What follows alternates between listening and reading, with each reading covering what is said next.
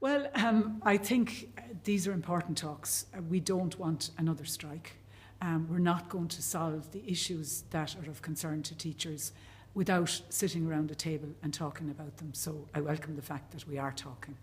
As you know, I have made a compromise proposal some time ago now, and so far we haven't had any movement from the teaching unions, and we need to see some movement so that we can engage on the whole issue of classroom assessment, how that might be implemented, how the State Exams Commission's role would give reassurance that it would be objective, and the kind of concerns that teachers are currently expressing. But this is a policy issue. It's something that's been on the table and recommended for a long time by the experts. It's something that's supported by other partners in education. So I think we need to ensure that we're able to move forward with this very necessary reform. But I hope that we will be able to do it in conjunction with the teachers and their unions, and that's the purpose of the talks today.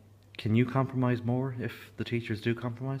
I need the teachers to compromise. I need a movement from their side. You can't have negotiations where one side moves and the other side doesn't move at all.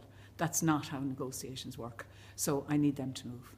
Do you have a check if it comes down to that? If it's money becomes the issue, do you have a check for the teachers? Well, we've already had a check insofar as we provided over €9 million for the implementation of junior cycle.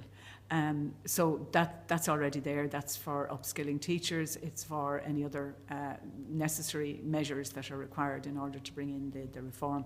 And we will continue to provide that kind of funding into the future as this reform rolls out, because it's a very gradual process. It started with English. It'll be a gradual number of subjects over the years. We recognise that this isn't something you introduce as a big bang. This is something you do carefully, but it's been very well planned.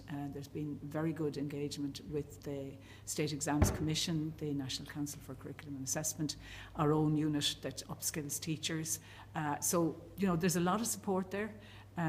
There's a very positive benefit for students in terms of how they learn and in terms of the opportunities to really engage with their own learning. And that's why it's been recommended. So I hope the talks will be successful. I think, as I say, sitting across a table with each other is the way to solve any issue.